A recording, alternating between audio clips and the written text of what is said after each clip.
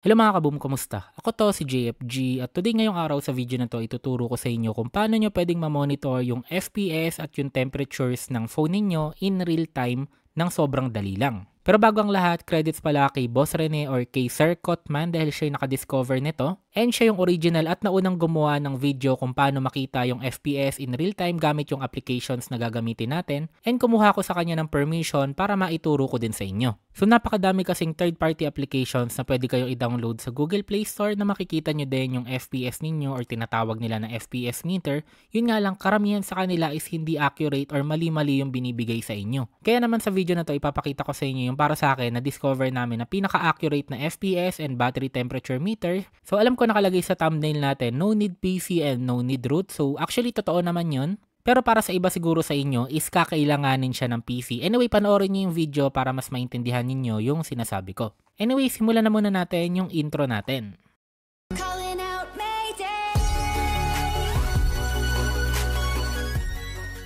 So para magawa to, dalawang application yung kailangan nyo. Una is itong Shizuku and yung pangalawa naman is itong TacoStats. So pwede nyo siya i-download dito sa Google Play Store. Yan, makikita nyo ito yung Shizuku. Then, ito naman ngayon yung TacoStats. Yun nga lang yung TacoStats, ang alam ko, around 5 minutes nyo lang siyang pwedeng gamitin before mawala yung FPS and yung temperature meter. And kung gusto nyo yung permanent siya na nakikita, kailangan magbayad kayo sa TacoStats na sa around 100 to 300 data siya kung hindi ako nagkakamali. And kung ayaw nyo naman magbayad, pwede naman kayo maghanap ng modded application. Yun nga lang, hindi na ako magpo-provide sa inyo. Anyway, kung gusto nyo naman yung permanent free siya, Google is the key. Anyway, once na na-download nyo yung dalawang application na yan, ang gagawin natin is ito-turn on natin yung developer option sa device na ginagamit mo. So, ang gawin nyo, punta kayo ngayon dito sa settings, then click nyo yung my phone or minsan about, then hanapin nyo yung build number. So, ayan yung build number. So, ang gagawin natin, itatap natin siya ng, 7 times. Tapos, manghihingi sa inyo ng password. So, type natin yung password.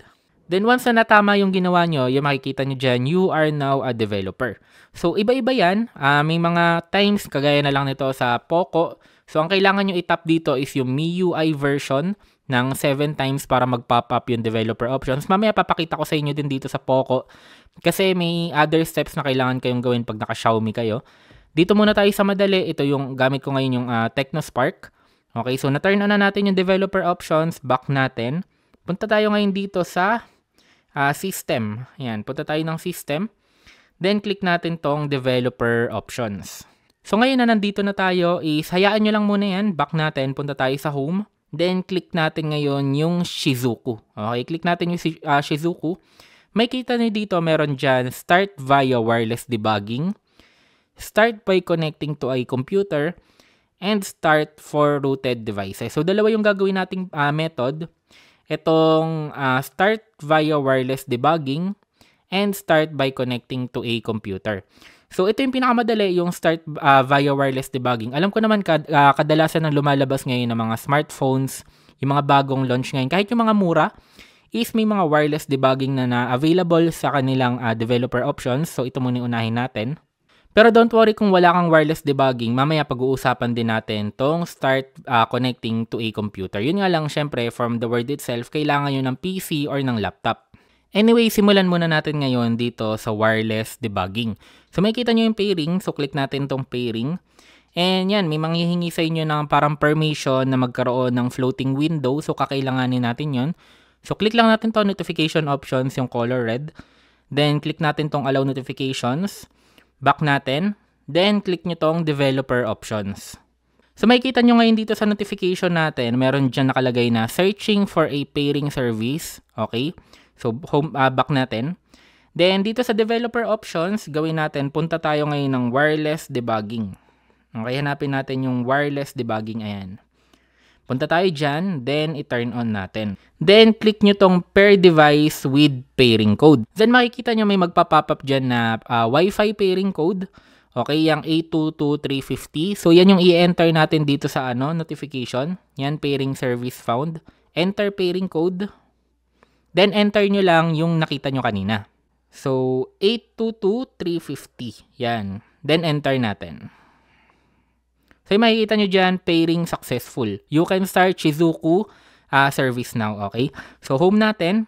Balik tayo sa Shizuku. Okay, yan, nandito tayo sa pairing. Then, click natin yung back. Then, ngayon na natapos na tayo sa pairing, pwede nyo nang pindutin yung start. Okay? So, click natin tong start. So, makikita nyo minsan ganyan siya. Bumabalik siya sa parang developer option. So, hayaan nyo lang yan. Click nyo ulit yung developer options. Back natin. Okay, then start ulit. So, pag nagpa-pop up ulit yan, kailangan gawin nyo is i-turn off and i-turn on nyo ulit yung wireless debugging. Pag ganun yung nangyayari sa inyo, turn off, then turn on. Okay, then ayan, nakikita nyo, nag-start na siya. So, kung nagpa-pop up ulit sa inyo yung parang error kanina, yung kailangan ulit yung developer options, turn off, then i-turn on nyo lang yung wireless debugging ulit. So, hindi nyo na kailangan i-pair ulit yung code. Turn off, turn on nyo lang. Ngayon natapos na tayo dito sa Shizuku, balik tayo sa home. Click nyo naman to ngayon na Taco Stats. Okay? Then makikita nyo services not running. Click nyo lang yung start. Okay? Then sa akin kasi na-setup ko na yan eh. Pero normally, ang magagawin nyo dyan, after nyo i-click yung start, pupunta kayo ngayon dito sa overlay, then customize. Then dito sa customize, dito nyo i-check yung FPS, check nyo yung battery temperature, or kung ano man yung gusto ninyong i-monitor.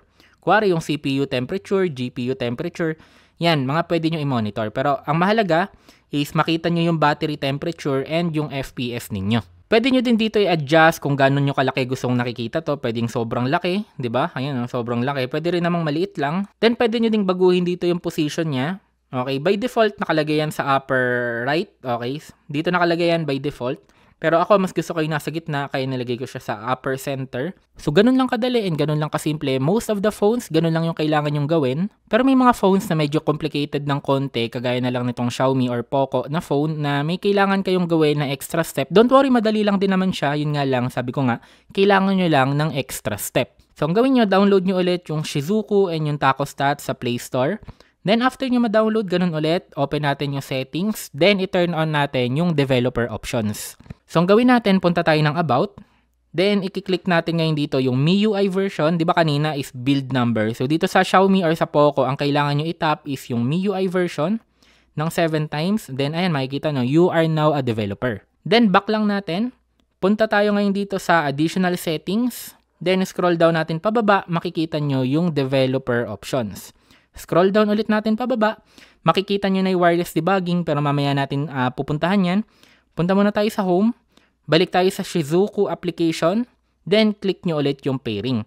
So, makikita nyo yung steps ngayon so far, katulad lang kanina dito sa ginawa natin dito sa TechnoSpark 20 Pro, halos same pa, wala pang pinagkaiba. Pero may kailangan lang kayong i-turn on na isa pa sa developer options. Anyway, pakita ko na lang sa inyo. So, click natin tong developer options, then i-turn on natin ngayon yung wireless debugging. Ayan. Click nyo ulit tong pair device with a pairing code. Enter natin yung pairing code dito. So far, wala pang nagbabago. Mukhang walang problema, di ba? Balik tayo sa Shizuku. Okay, back natin. Then, click natin yung start. Then, makikita nyo nag-start siya. Ayan, no? Yun nga lang, ayun. You need to take an extra step. Your device manufacturer has restricted ADB permission, etc., etc. So, pag nagpa-pop up to, ang mangyayari, hindi natin masisimulan yung Taco Stats. Hindi siya gagana. Magkakaroon siya ng error message. Back lang natin. Punta tayo ng developer options ulit. Scroll down natin pababa. Then, may makikita kayo ngayon dito na USB debugging security settings. Iba yan sa normal na USB debugging. So, ito yung normal na USB debugging sa taas. Then, iba ulit tong USB debugging security settings. So, ang kailangan nyong i-turn on is itong with security settings. So, turn on natin. So, may magpa-pop up na important warning. Don't worry, safe naman yan. Then, ayun, nakikita nyo, naka-turn on na. So, actually, na-turn on ko na kasi ito dati, kaya madali lang. Pero, pag first time nyong ito turn on, yung USB debugging, kailangan may SIM card na nakalagay sa inyo. Parang may mga special permissions na hihingin sa inyo. Like, kailangan may SIM card na nakalagay, kailangan connected ata sa Wi-Fi. Hindi ko na masyado maalala pero ang alam ko yun lang naman. After nun, balik ulit tayo ng Shizuku. Yan, makikita nyo yan, nawala na. Nawala na yung color red kanina. Pero kung hindi pa nawawala yung red kanina, is pindutin nyo lang tong 3 dots sa taas. Click nyo yung Stop Shizuku. Then, i-start nyo lang ulit. Nag-i-start ulit yung Shizuku. Then yan, wala nang problem, di ba? Wala nang nagpa-pop up na color red kanina. Pag bumalik tayo ngayon dito sa Taco Stats, then click natin tong start. So yan, allow lang natin. So yan, nag-pop up na siya. Normally, hindi yan magpa-pop up talaga pag hindi nyo na-turn on yung security settings. So ngayon naman, paano pag walang wireless debugging yung cellphone mo?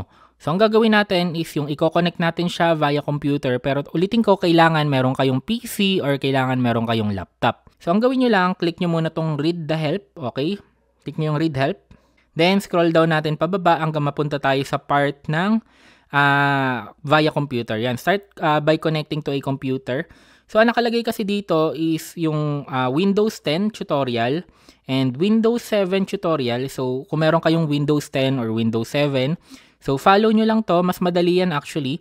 Yung gamit ko kasi ngayon is naka Windows 11 and walang tutorial na nakalagay dito or instructions kung paano siya gagawin for a Windows 11.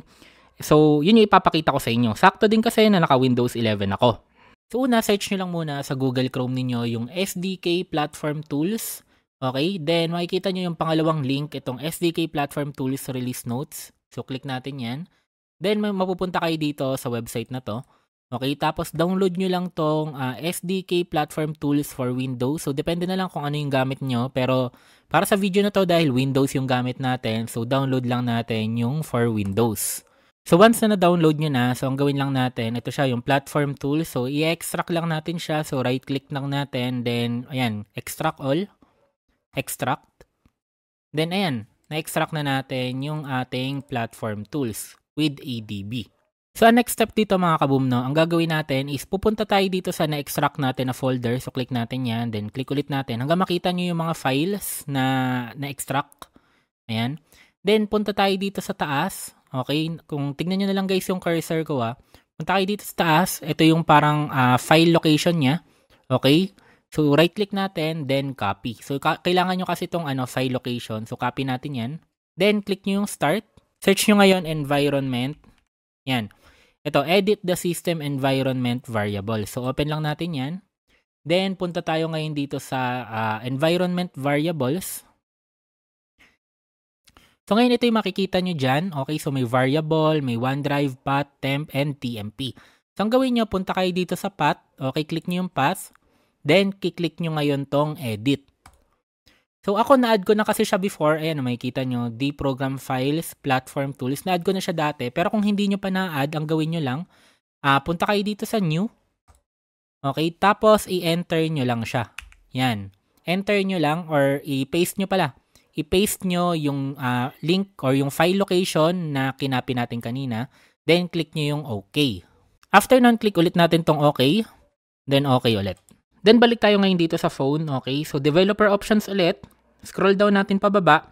This time, ang ito-turn on nyo naman is yung USB debugging. Tapos, i-connect nyo na siya sa PC via cable. Okay, so kailangan nyo ng USB cable. Connect lang natin yan sa inyong phone, then connect natin sa PC. So, after nyo makonect sa PC nyo, yung phone is pindutin nyo start. Type nyo ngayon dito CMD. Run as administrator natin. Then, type nyo ngayon ADB. Okay, so ADB. Then, click natin yung enter. So, makikita nyo may mga nag-pop up dito. So, hindi yan mag-pop up pag nagkamali kayo kanina dun sa environment variables.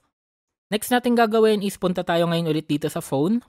Then, punta tayo ngayon ng Shizuku. Then, makikita nyo dito yung start by connecting to a computer. Click nyo yung view command. Then, click nyo yung copy. Okay? Tapos, ang gagawin nyo, isend nyo siya via messenger, via email. Di ko alam kung paano paraan yung gagawin nyo. Pwede kung gusto nyo, imano-mano nyo i-type, kaso nga lang medyo mahirap siya. Basta ang goal nyo, yung command na kinapy nyo sa phone nyo, is ma-send or ma-copy nyo sa PC ninyo. Ako, ang ginawa ko is via messenger. Then, balik ngayon tayo dito sa command prompt sa CMD. So, ang gawin lang natin, enter natin yon yung command na kinapy natin, then enter. Ngayon may magpa-pop up dyan sa phone ninyo na allow USB debugging, allow from this computer. So, click lang natin yung OK. So, makikita nyo dyan, daemon started successfully, pero hindi yan yung inaantay natin. So, ang gawin nyo, i-paste nyo ulit yung kinapy nyo sa messenger until mag-appear yung mga commands na may kasamang Shizuku. After nyan, pwede nyo na ulit magamit yung taco stats ninyo. So, yun lang mga kaboom, sana nakatulong sa inyo yung video na to. Don't forget to like, comment, and subscribe. Ingat kayo palagi at maraming salamat.